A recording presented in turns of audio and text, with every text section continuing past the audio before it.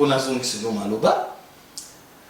Na troisième des humanités, na Kingu, na quartier 9, bandeko oba ebinga, ba na classe auto tanga na bango.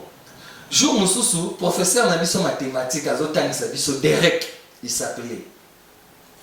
Azotangisa biso ba schéma cartésien, loi ya commutative ya mathématiques. Alobi, est-ce que vous avez compris? Tant ici. Parce qu'il y a 4 schémas pour nous savoir. Vous avez compris, ça le mobimalakata classe évaninière. Abandonnez les sous deuxième fois. À tout nibiso, est-ce que vous avez compris? Ça bana, toujours murmurer. Papa Peggy, et ça témoignage vécu de mon vivant na école na Congo. Bandekopé au baébinga peut-être tout à l'heure, balandi au totanga classe moko troisième des humanités baébiam.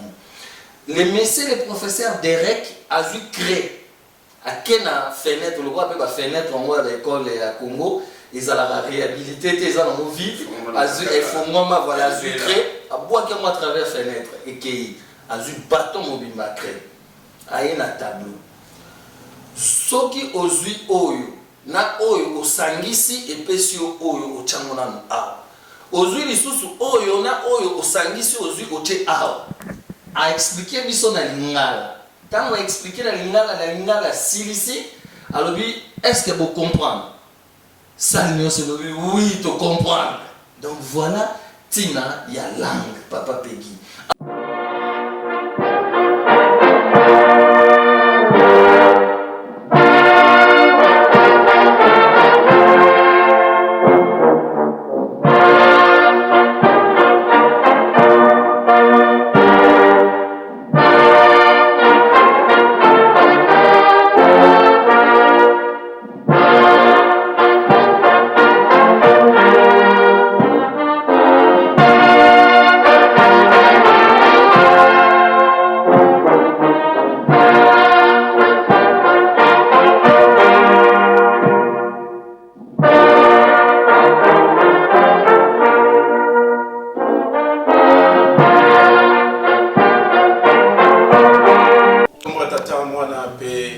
Tata molimo santo ba tata ba mama bandeko bana papa ngonga na biso esi ebelemi nde yango topesi mbote na bino subo ya biso na bandako na bino esika bwali émission Kamba Saint Univers posa na biso ete tukwa koyekusa tukwa koyekola kitira na biso ekandi makambo ebele yango na tina mokoma lelo batata na bamama kimia tikate ezala ya esengo na bandako na bino mokoma lelo tumemeli bino ndeko président ya MSK tozongi toujours na kati ya plateau na biso toza toujours na ndeko na biso papa Yabuya président ya mouvement Sauvons le Congo ameki kopenser avec sa biso ete ba idée ni bazaki na ngo du point de vue spirituel pona ete makambo oyo ebungaki kwa kozonga na nzela tulandi ye na bokebi nyonso tu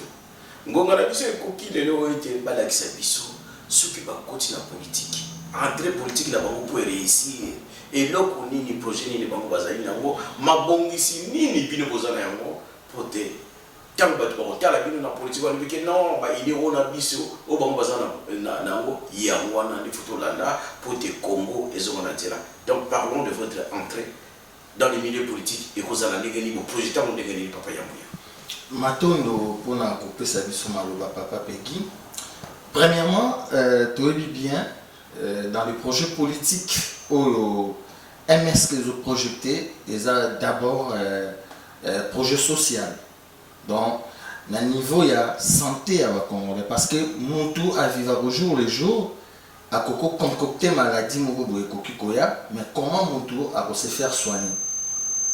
Donc, dans le projet politique tous MSK et qu'on mettre en place un service d'aide sociale. Il y a Congolais qui veut dire qu'on a un mobilité réduite. Mbongo ezali na Congo papa Peggy. Tu as un problème il y a gestion pour na rozonga na ningo. Est-ce que ça na bokato malobate papa tous allez vivre le bandeko de c'est ça parce que nous on est ici en Europe. Notre président actuel, il a promis quelque chose qui n'a jamais été fait, peut-être avant la colonisation ou encore dans le milieu, dans le moment où le papa Kassambo Bazouaki qui a été gratuité et enseignement. Donc, battement fout de l'eau comme côté. Mais le lot est comme capoté, et parce que place aux ulambons les alités. Est-ce que comme on a vu le vocaliste qui on continue non papa? Non, ça c'est faux, papa Peggy. C'est faux et archi faux. Congo est un bon. Congo est une entreprise publique, il y a l'État. Congo est une entrée économique. Tous les taxes publiques, il y a l'État. Les taxes au coût l'État paye à l'administration. Et ça, la société publique, la contribution, la douane. Douane, il n'y a pas mbongo oyo et kotisaka. Na moi, et qu'on fout peut-être 5 entreprises à fonctionnaires. Douane, il n'y a pas mbongo. Donc, entreprise publique à l'été zébélé, onatra, DGM, service public et contribution, le lot est commis service et impôt. Ça, on ne peut pas vraiment les compter dans le sens parce que impôt te remettre en place parce que les peuples congolais va déclarer impôt même il y a 0-0 va déclarer raté. Déjà il faut arranger ça. Donc bref, mbongo eza na Congo. Mais le problème, il y a gestion. Il faut que parce que mbongo wana qui na poche ya bato. Papa Peggy, ce qu'on est président de la République ou na Congo, a commis ko bima à quel libana ko luka développement. Yeba que celui aide François Mitterrand l'a dit vers 1985, il n'y a aucun pays au monde qui peut aider notre pays. Donc tout le monde dit que en septembre passé, Félix Tshisekedi d'ailleurs en Europe, le même Macron lui dit que la gratuité école pour aider bien on a 15 millions d'euros. Donc à zone ici kaka 15 millions oyo ezalaki ya rétrocommission oyo Félix Tshisekedi les camarades à battant à na pouvoir na oyo bimaki oyo 15 millions nene komelaki na bureau ya président, chose qui ne doivent pas être faites. Ndenge côté là na bureau na parce que ekokaki déjà c'était déjà une gaffe publique et oyo ekokaki ko sala mate. Mais bref, Congo est en mbongo. Problème c'est que ça problème il y a gestion, il y a entrée na sortie. Donc gestion faut bloquer tout ba mon mbongo te. Ba chef au baza ba cadre na tout na étendue na biso. Il faut bloquer faut tia réseau mbongo et que ba no leka juste na banque. Et l'État a contrôlé la banque. Admettons, on a OFIDA, OFIDA, OCC, ONATRA. Bango misatu, au lieu de percer un bongo, ou ya batu, bazo futa na douane bilo kwa tout. Jamais bango va percevoir, mo banque fait quota. Mutu aye ko dédouaner logo na ye, bazaka na facture pro forma moko. Mais na mbongo wana so muta futi admettons $2000 en francs congolais, $2000 tant que côté na banque.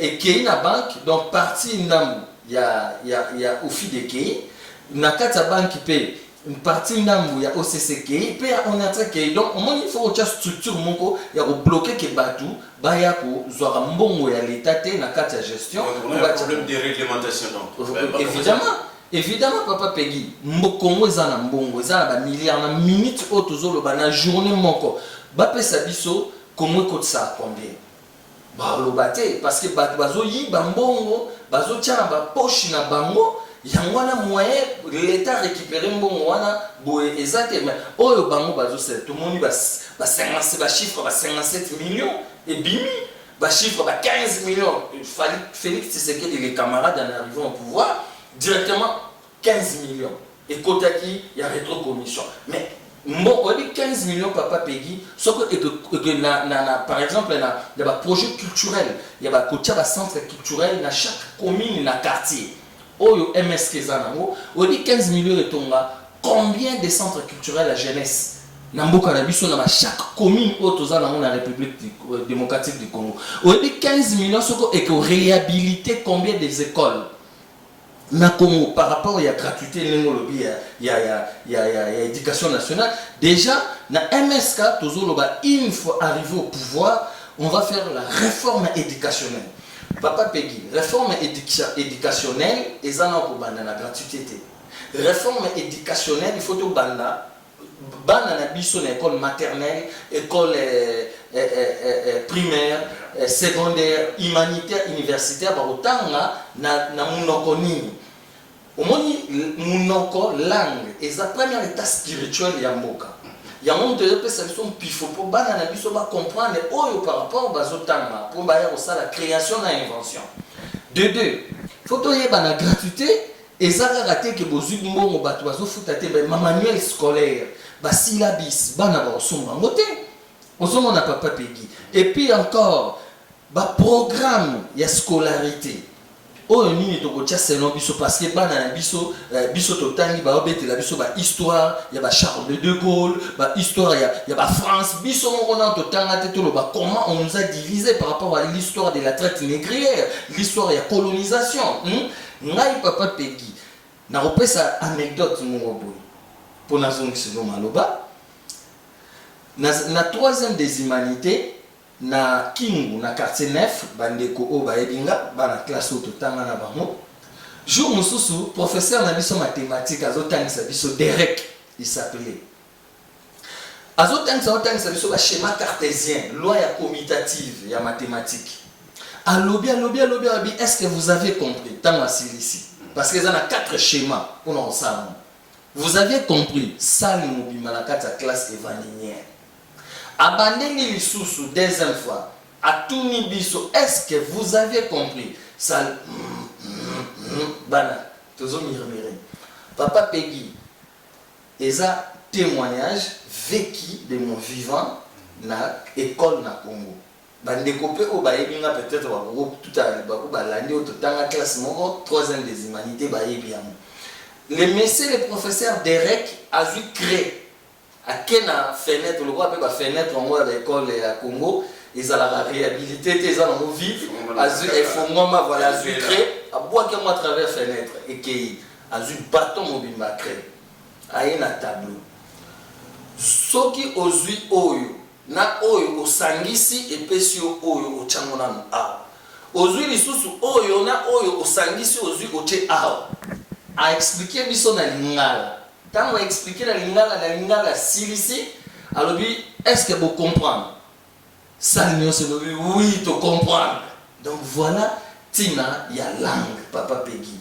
En dehors, il y a gratuité, bon, bah, professeur, barème salarial na Congo, et salamité. Barème salarial na Congo, mais salamité. Ça, ce sont des réformes, et nous, le papa Peggy, toujours continuer. Oyo, MSK, une fois au pouvoir, et comme même, Félix, c'est que du salaire n'a été suko, bah, tu vas bien monter. Il faut tout y bah, Moutazo Kombo la balabala, zo gagné combien? Oizo, Moutazo Kombo la balabala, pour gagner $20 temps franc congolais. Donc, bref, voilà, papa Peggy, même la réforme sur le temps du travail, SMIC, tout ça, on va le porter. Une fois MSK arrivé au pouvoir, on va le mettre en place, on va les former, on va les réformer pour le peuple en abus social naïe et ça va mal en dehors de l'économie parce que dans l'économie il faut créer les emplois pour développer un peu. Quand on parle sur spiritualité, ceux qui ont pensé spirituellement là où ils ont ma belle nabisoté, comment tu peux développer l'économie nabiso? Batata ba maman bandeko to tikolanda ndeko nabiso papa yambu ya président ya mouvement Sauver le Congo azokolakisa babiloko oyo eboma Congo oyo ebuka yango ayebisi biso langue o na Mbatasanda ayebisi biso ke bango basespiraka na Mbatasanda lobi ete esengeli bozongela bamingongo na bino parce que mutepesaka bino rapport relation na bakoko na bino na nzambe wa ya bino ayebisi biso yango. Est-ce que makambo oyo bino na kati ya mboka na biso bino bwali kuna est-ce que eko kopesa bino ta makanisité apesi biso exemple eza trop simple que mutu uzotangisa na français na ndako na yalo baka Kongo alobaka lingala français yako yokela ngoka kuna na classe. Est-ce que makambo ngo kota facilement biso auto na poto mais c'est normal parce que na mandako to lobaka français na bana na quartier balobaka français na bana tant qu'il na école et vous comptez facilement mais biso na quartier to lobaka Kongo to lobaka lingala to lobaka swahili tant comme na France na ligne ekomi et puis mungongo ngo eza na mboka na question sur na retourner au papa. Comment c'est possible bino ba ya l'état vous décréter que faut la ministre faut yeba français Donc, ce que français, tu as la ministre, est-ce que Congolais ont malonga? Béga pour répondre. Non, ça c'est une domination spirituelle. Omoni, maton nomingi papa Peggy pour la mutuna wana, et ça vraiment mawa parce que mais papa Diangenda, alobagi mais bolobi ke ba Congolais avant indépendance, bazala na batu batangate. Mais après indépendance, donc combien de bateaux batangi bake ba université au bazo pomper ba français et jusqu'aujourd'hui développement social économique exacté. Donc kozala mayele papa Peggy exacté pour na roloba français ba chinois baloba français te tala ndenge baza ba russe baloba français te tala ndenge baza ba allemand baloba français te tala ndenge baza so tali na mokili au moni ba pays où ils ont beaucoup plus développé économiquement et socialement au monde qui est un pays où balobaka ba minoko na bango na mutomboka na administration na bango ya biso ezali biloko moko ndeti ya trahison institutionnelle ya kozwa langue wana ya mabatu mususu kotiala mutomboka. Voilà ndenge na koki pour répondre pour na mutuna na wana. En tout cas merci ba idée oyo obino bozanango na bandiza ba point ko toli ko kanga biso ba badimateri ya biso tomoni ke batu ya MSK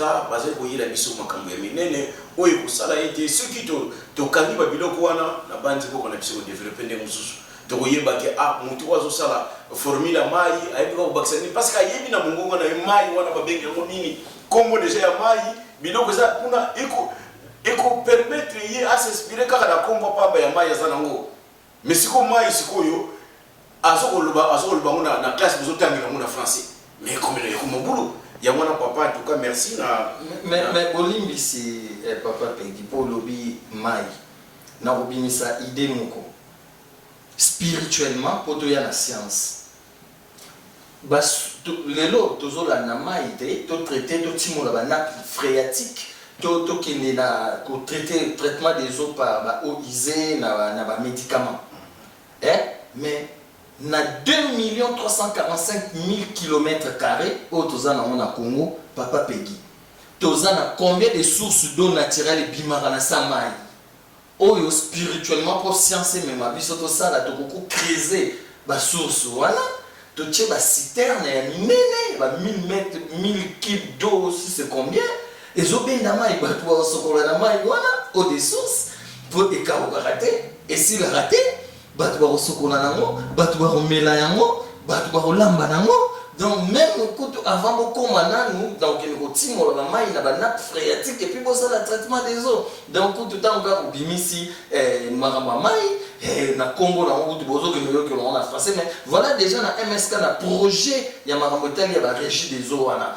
Il faut d'abord qu'on secourir peuple congolais à niveau de la source d'eau. Il y a qu'on extraire maï avant de traiter, qu'on réhabiliter la tuyauterie à la maï au banda Congo belgétique au ça la maraté pour tout relayer pour tout lier bah ça à chaque district par exemple tout ça là bas traitement bah il y a bah maï tout bien par exemple maï na maï Anjili tout bien na maï na fleuve pour tout traiter maï on a pas bah Congolais bah kumela bah sokola bah lambanango et puis le corps a pas maï ça source de vie voilà.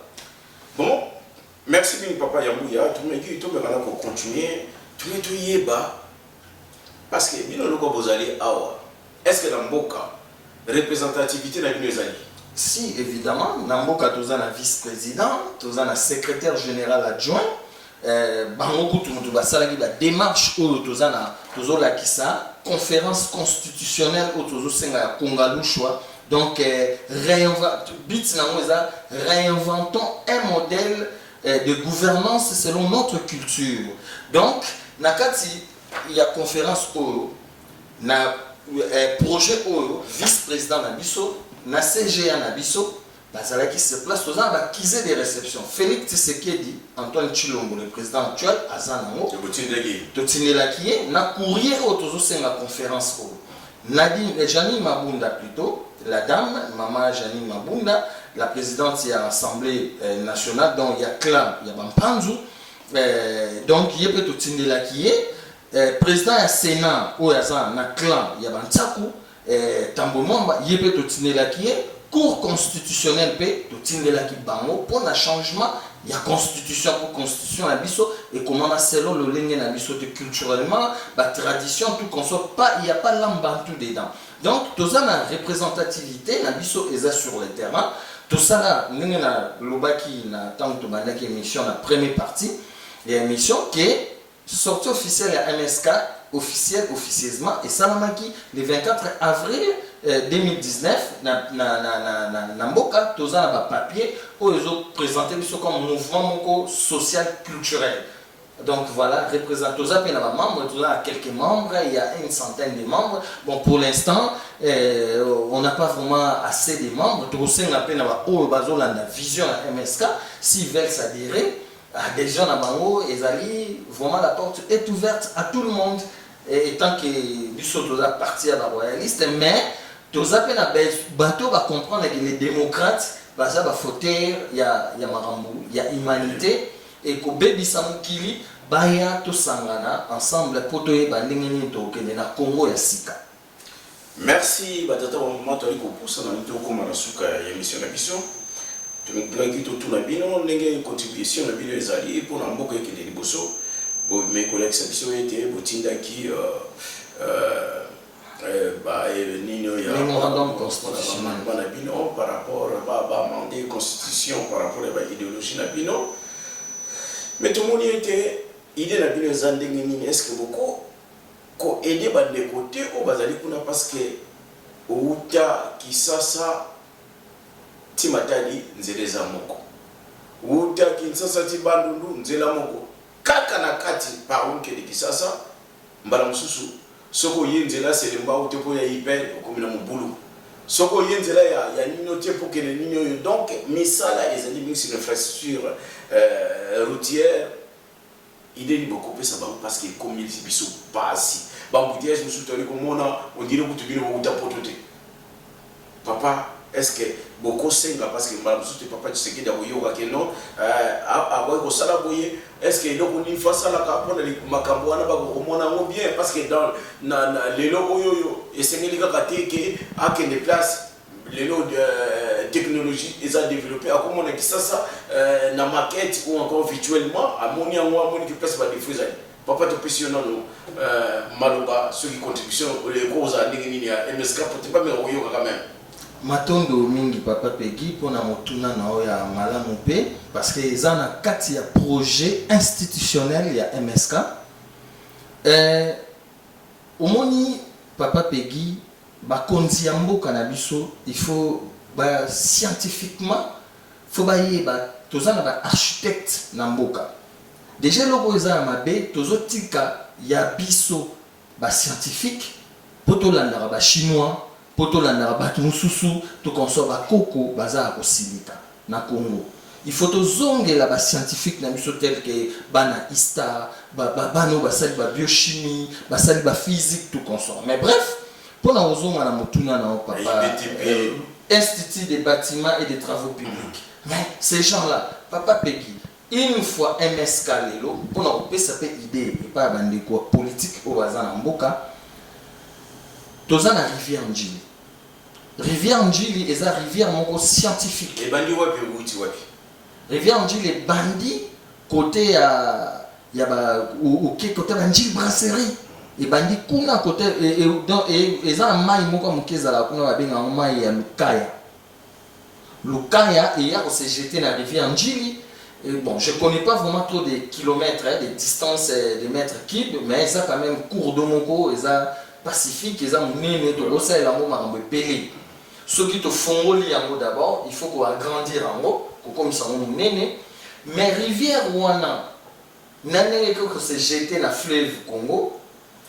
Papa Peggy, il faut rivière wanande ezali spirituellement scientifiquement ezali yamone muto eke kabula ba route subdivision ya ba route mususu ekende na ba province ba route mususu ekende ba Gabon ba Angola tout consort donc na rivière Njili ningezana il faut au moins 100 ponts donc on a pont wana koloatika ti kaka wana etikala kaka pont wana quel problème mais lelo ezate ke mongo o eke batonga babiloko wana de wuta libanda non papa Peggy, ça c'est faux et archi faux. Ce qui tomoni président ndenge na lobby tout à l'heure comment bima pas que nous luka mbongo libanda, ça c'est faux parce que mbongo eza na Congo ya kosala étatisme ya contribuer à l'étatisme ya l'état pour l'état à construire. L'état peut financer parce que toi na mbongo na Congo toza na ba milliards ezali. Na rivière Njili ndenge eza wana sans pont toza na totia na rivière wana ba autoroute et ezala l'un sous 2 à 3 et ça orientation peut que ne ba Kasai et que ne ba Kananga et que ne ba Équateur et que ne ba Kivu et que ne ba Katanga, même 3 autoroutes c'est que déjà toza na ba chemin ba train au autoroute tcha ndenge zolo ba papa Peggy depuis 1898 donc 1898 les Belges, ils ont utilisé la main-d'œuvre avec le bureau, le bureau, il y a BMOI, donc bureau de main-d'œuvre d'indigènes. Donc, dans le monde, Tonga, route sur un chemin de fer Kinshasa, Matadi, Kinshasa, Lelo, Lelo, tracé. Donc, voilà une idée, lobby scientifique et spirituelle, Papa Peggy, qui n'a pas autorité congolaise au bazar. Ils peuvent le prendre parce qu'on ne sait jamais la vie. Bazoa, basala bachaba pont la rivière Bazoa basala parce que le peuple il a besoin le peuple il a besoin de ça. Il y en a des idées, on en a de multitudes, de plusieurs idées. Bazoa basala yango parce que mbongo eza sur le terrain toza IBTP ndongo lobby institut des bâtiments et travaux publics architecte monité auto bimisi kuna o baza papa Peggy ba croiser les bras. Bazotala, il faut que vous favoriser les Chinois. Nous devons dire non à ça. Tocha ba rail, tocha ba pont, ba chemin de fer, monsieur et les Lubumbashi et les Kuana. N'engo lobby papa Peggy, le mutuka kabale karana boulevard wana. Alors ceux qui tocha ba pont monsieur c'est les ala côté ba Sekomaf, côté ba Njili brasserie. Ba nzele koko kende et keiti na mbinza. Nzela monsieur koko kende ba Congo kwa la direction là. Prenons encore par exemple Nzela Oyaba Congo Zakana, aller mon qu'on a retour. Non, aller wana na retour, il faut comme aller mi balé et qui Matadi, bah ça les sous même chemin photo ça dans la Congo, il y a ozong et la pèse à mi balé même mi ça tout donc voilà Nemotuna papa Peggy et ça c'est dans le projet des MSK. Mais ce qui va autorité, on va mettre en œuvre, c'est ça notre souci. Infrastructure, on a le bureau routière. Bon, cela s'ajoute. Le col à la route urbaine, Talabatu, sécurité, il y a batu zate. Bazotonga banzela. Banzela bazotonga bazotika bakaniveau vide papa Peggy. Ce qui nous a coué na kati. En quel temps aux autres banzela faut couvrir bakaniveau. Ça provocation il y a ni l'invité mboko wana lokwa ba nzambe azakuna ya wana parce que c'est impossible na mboka o ya France au sali banzela otiki bakaniveau combien de vaccinés voilà papa Peggy. Voilà donc nous disons MSK une fois au pouvoir biloko wana tokozwa bana IBTP oyo babima ba scientifique na biso olobi na technologie toza na institut ya technologie na inikini kuna baza pourquoi kozwa bango te ba ISTA ISTA ebimisa bato ba ingénieur bavandika bango mais bref papa Peggy sécurité routière lelo MSK ezapé na projet wana mais il faut réhabiliter les routes urbaines na Congo mobimba.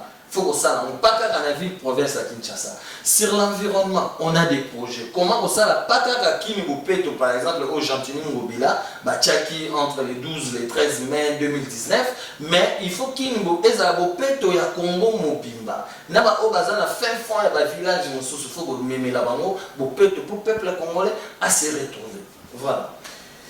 Merci batata pour maman bandeko to komina suka émission na biso to witi ko landa développement o ya bandeko na biso na ndenge bazali ko se promener pour aider ba idée et comment bino bali kuna na kati ya champ politique na bandi bandeko oyo yo bazana diaspora basfani pambate bali ko mona bazana idée avantage bazali nango awa na diaspora ezaka kati oke l'école pour yeba mais ozali komona awa tant que na mboka o balusi ya mbala moko parce que misu ya pamba ezali koyekusa biso jangwana bobosa na bango te esika bali ce qui s'agit papa pesa contact de façon que bato ba bien que vous défilez ba quand même comment joindre MSK à partir ya mboka ya siège na bino na bandeko bazali kuna o ba kwa ki ko contacter pour na été ba bino na mozindo papa to pesio siège na biso na mboka ezali na Kingotolo, numéro 70, na commune à Kimbantseki.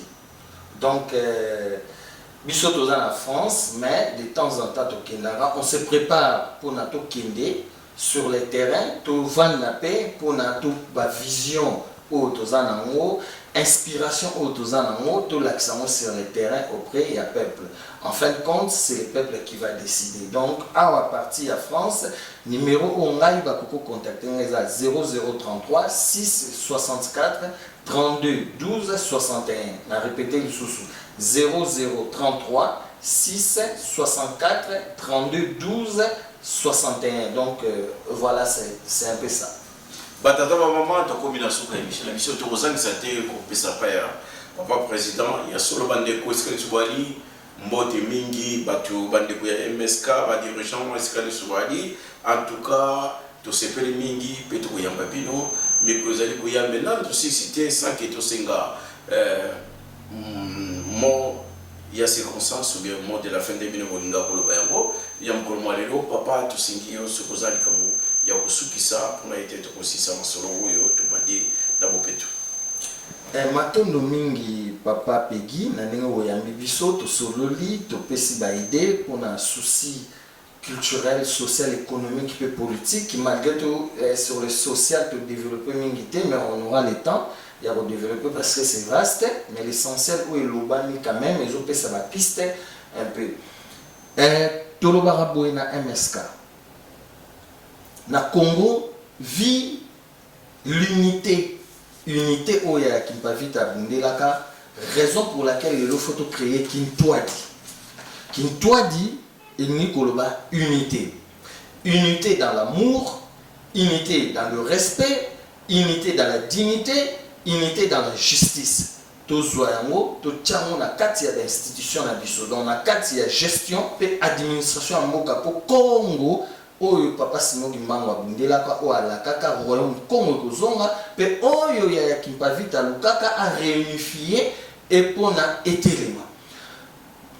Bref, toza ndenge nini na Congo tolanda exemple ya mai ya fleuve Congo oyo bandi kuna na mbouchure maona lwalaba mai wana papa Peggy ezalaka relié na ba mai ya mike na ba rivière ebele to simba mabungu biso nyonso pona to telemisa royaume Congo ezonga dans une conférence constitutionnelle à la base et logo oezali na Congo il faut changer constitution donc tous à loko la fleuve Congo tous s'unir ba politiciens o bazo bendana to expliquer bien que opposition ezelo ramabe ba politiciens o bazo bendana entre bango et loko kaka ko réunir biso ezali kovanda esika moko na kati ya projet o mona toche nzete palabre ndenge bakoko na biso bana kovanda na sanzete pona koyokana yango tozosenga dialogue pour réunifier biso pour eboma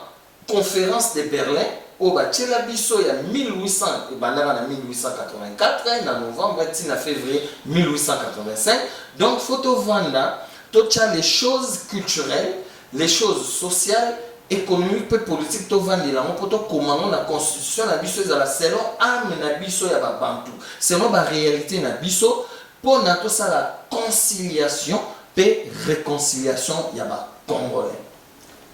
Merci wana to utako yoka papa Yambuya président ya MSK batata ba mama to comme na soka émission mais to kozanga te ko orienter bangolelo oyo parce que émission ba benga ngamba centre univers Nkamba isika izali siège église Kimbangisi isika ifadi nzoto ya tata Kimbangu lelo Nkamba yali kotonga mise obabengi mise siko kibako tokozanga te koyebisa bino ete mukolo obokoza makoki botinda participation na bino parce que izali parmi babiloko minene oyo tata Kimbangu atira biso pour kolakisa ete wali kolobela lelo et qui tire religieuse, qui tire le point culturel, il y a beaucoup d'habits. o mise Simon Kimbangu ezali eloko olingi olakisa ete monene ya Congo nde na ntina yango tosengi bino na mikolo eza koya boluka ndenge ete bokopesa mpe participation na bino na mise Simon Kimbangu na bandi tosukisi wana mbote esika ya bandeko nyonso bolandi biso na kamera tozalaki na papa papier Makese wazalaka animateur na biso ya nkamba Saint Univers topesi bandeko nyonso tu ya presque Saint-Ouen maboko pe mbote banda papa je t'aime pe bandeko nyonso tu ya presque Saint-Ouen bino nyonso tu lokola pe mamambre nyonso tu papa président merci mingi na ndenge oyeli biso na bandi tokokutana na mikolo eza koya parce que ndenge olobi ete social tolobeli yango te na bandi sianse na biso oyo kolanda tokoyamba yo mpona ete ope kolakisa biso ete social mpa na bino okaniseli yango boye yango na papa telema en tout cas merci mingi toremercie bino na prochaine séance boye na bino ezala mpe voilà merci Matondo.